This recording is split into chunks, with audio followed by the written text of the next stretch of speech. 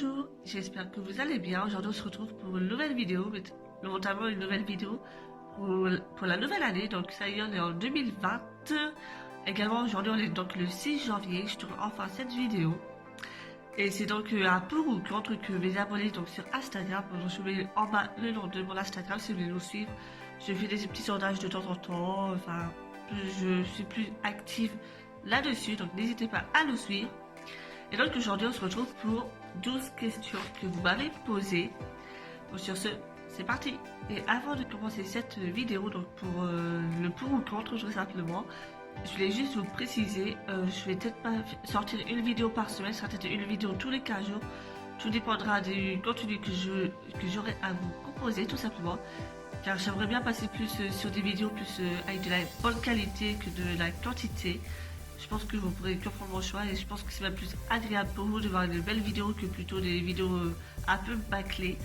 Donc je vous pourrai pas sortir de vidéo une fois par semaine, peut-être une fois par semaine, peut-être tous les 15 jours, tout dépendra de mon envie et du travail qu'il y aura à fournir. Donc on commence fort par la première question, est-ce que je suis pour ou contre le mort?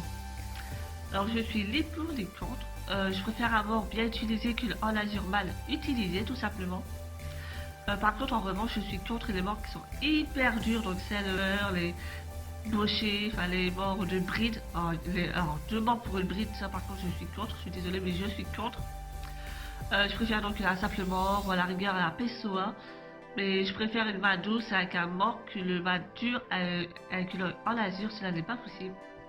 Donc je suis pour, mais pour les morts assez légers. Et également pour la question numéro 2, vous étiez pareil, beaucoup de personnes à poser la même question. Est-ce que je suis pour la cravache, le stick, les fouets? Alors je suis pour dans l'ensemble si c'est pour le stick, pour aider à encourager en dressage, donc c'est la continuité du bras, on va dire, si je peux dire ça comme ça. Une cravache, un petit coup sur les fesses, cela ne fait pas de mal. Cela reste mon point de vue, bien entendu, mais par contre de cravacher à tout moment pour faire avancer le cheval, ça je suis contre. C'est pareil que le mort, si c'est bien utilisé au bon moment, à la bonne intensité, cela ne me dérange pas. Par contre, si c'est abusif, bien évidemment que je suis contre. On continue avec la question numéro 3, est-ce que je suis pour ou contre les éperons? Alors, pour moi, personnellement, je suis contre, j'en ai pas le besoin, tout simplement. Après, je suis pas contre si c'est des autres personnes qui l'utilisent pour le dressage, pour plus de finesse, plus de délicatesse, plus de souplesse. Par contre, je suis juste contre si c'est pour l'obstacle. Là, je vois pas le rapport, ça sert à rien. Tu vas pas avoir plus de finesse à l'obstacle avec des éperons, au contraire, je trouve ça complètement ridicule. Mais cela reste mon avis. Par contre, moi, je m'en sers pas du tout au quotidien et je ne peux pas m'en servir. La question numéro 4, est-ce que je suis pour ou contre les enrêlements? Mon avis à moi, je suis contre. J'ai déjà essayé, hein, faut pas être contre dans sa vie, j'ai essayé, j'ai même mis une gog et en longe sur Kito. J'ai vu ça ne servait strictement à rien, j'ai essayé 2 fois, puis au final, bah, il est toujours dans le fin fond de la sellerie, je m'en sers pas du tout. D'ailleurs, je pense que je vais même le vendre. Donc moi, les enrêlements, je trouve que j'en suis contre. Je trouve que c'est simplement un outil de facilité. Si pour mettre un cheval en place, ça c'est complètement ridicule. Je trouve si tu as un certain niveau, tu es censé savoir mettre un cheval en place sans avoir des aides comme ça. Par contre, je reste mitigée si c'est là du vétérinaire pour des longes ou quoi qu'est-ce, pour remuscler le dos d'un cheval qui a eu le dos en cuvette ou quoi qu'est-ce. Là, peut-être que je serai un peu pour. Mais sinon, les 3 quarts du temps, ils utilisent des enrêlements pour la facilité. Et donc là, je suis complètement contre. La 5e question, est-ce que je suis pour ou contre manger du cheval? Il faut savoir que je suis quelqu'un de sentimental, donc pour moi c'est liette, je ne mangerai pas de cheval. C'est simplement une question sentimentale, après je mange de la viande, je mange du poisson. La 6e question, est-ce que je suis pour ou contre la montre en école éthologique? Alors remettons juste les choses dans son contexte. L'école éthologique en soi n'existe pas, on appelle ça l'école en corde. L'éthologie, simplement l'éthologie du cheval, donc le comportement du cheval tout simplement. Et donc c'est pas à l'école éthologique, donc on n'appelle pas ça comme ça, on ne peut pas étudier à l'école, enfin spécialement la façon d'être. Certes, il est utilisé pour à des points spécifiques, il est fait sur mesure évidemment, sinon cela ne sert à rien. Mais on n'appelle pas ça donc à l'école éthologique, on appelle ça à l'école en corde. Après, est-ce que je suis pour ou contre? Je n'ai jamais monté avec à l'école en corde. Par contre, je suis pour s'il est attaché en dessous. Par contre, s'il est attaché des deux côtés, là par contre je suis contre. Car ça reste un licol assez sévère avec une corde, donc c'est pas pareil qu'un side pull ou un licol plat. Et donc je suis contre s'il est utilisé avec les allons sur les côtés. Mais je reste pour s'il est utilisé donc avec l'attache en dessous. Et évidemment avec les rênes assez longues, car c'est à l'école qui doit avoir très peu de contact. La 7e question, est-ce que je suis pour ou contre les courses, et notamment les courses des trotteurs? Alors je suis contre dans l'ensemble que les chevaux sont débourrés très jeunes, c'est même encore des bébés sont directement débourrés tôt. Ça par contre je suis contre. Pareil pour les entraînements très intensifs, on voit il y a beaucoup de trotteurs et même des pur sang qui ont beaucoup de problèmes de croissance de ligaments ou quoi qu'est-ce parce que de temps des jeunes qui au final ils n'ont pas le physique pour entamer des grosses épreuves comme ça, donc je suis contre les courses de trotteurs et de pur sang. Par contre, j'aime bien juste voir les chevaux qui s'affrontent entre eux, mais vraiment pour le plaisir, entre la course, de ce côté-là j'aime bien. Si c'est pas le jockey qui le fouette à tout moment pour aller plus vite, là je suis contre. Mais si on voit que c'est le cheval qui va de lui-même, on va dire, je trouve ça beau. Je trouve ça beau de voir un cheval avec la vitesse qu'il a, l'amplitude qu'il a, je trouve ça beau dans le contexte comme ça. Mais je suis contre pour tout ce qu'il y a derrière, donc les entraînements, le sevrage trop tôt, le débourrage trop tôt, enfin, de ce côté-là, je suis contre. La 8e question, dont je n'ai pas trop compris, est-ce que je suis pour ou contre le CSO?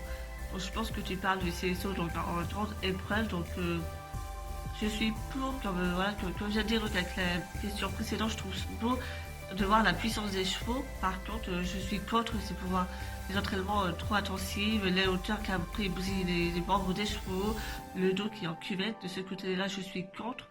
Mais je trouve ça juste beau voir la puissance du cheval, à quelle hauteur il peut sauter. Mais je reste contre pour les aléas qu'il y a derrière. Et la 9e question, est-ce que je suis pour ou contre la vente accrue? Alors je suis pour de temps en temps, bien entendu, donc pour avoir une meilleure assiette, ça nous aide vraiment à avoir une meilleure assiette, donc la mise en scène en soi c'est top. Par contre je suis contre si c'est tout le temps, parce qu'en soi il faut savoir que le poids du cœur n'est pas toujours bien réparti sur le cheval, et de ce côté-là ça peut lui provoquer donc des problèmes de dos, tout simplement. Donc je suis pour, mais en petite dose de temps en temps, pourquoi pas. La 10e question, est-ce que je suis pour ou contre les chevaux qui sont H24 en boxe?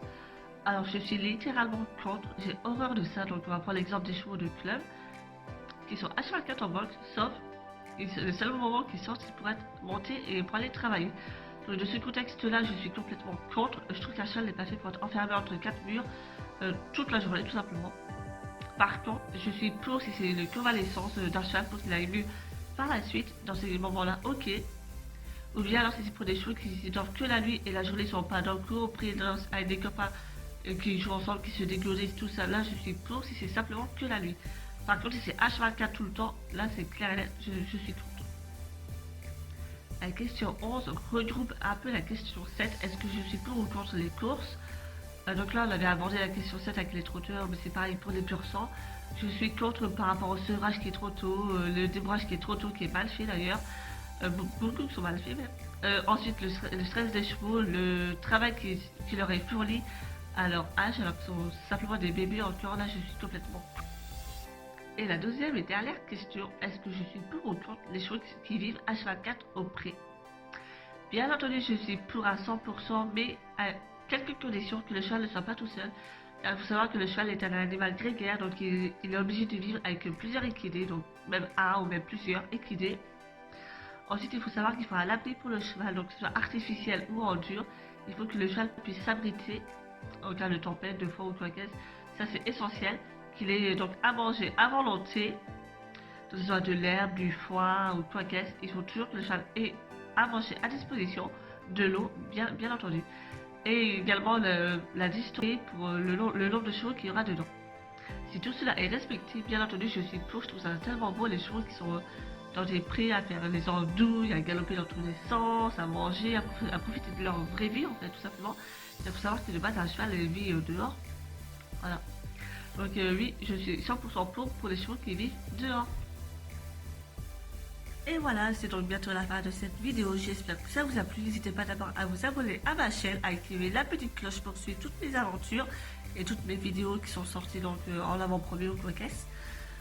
N'hésitez pas également à nous suivre sur Instagram sous le nom de Quito le Trotteur. Pareil, je vous remets le nom juste en bas là tout de suite.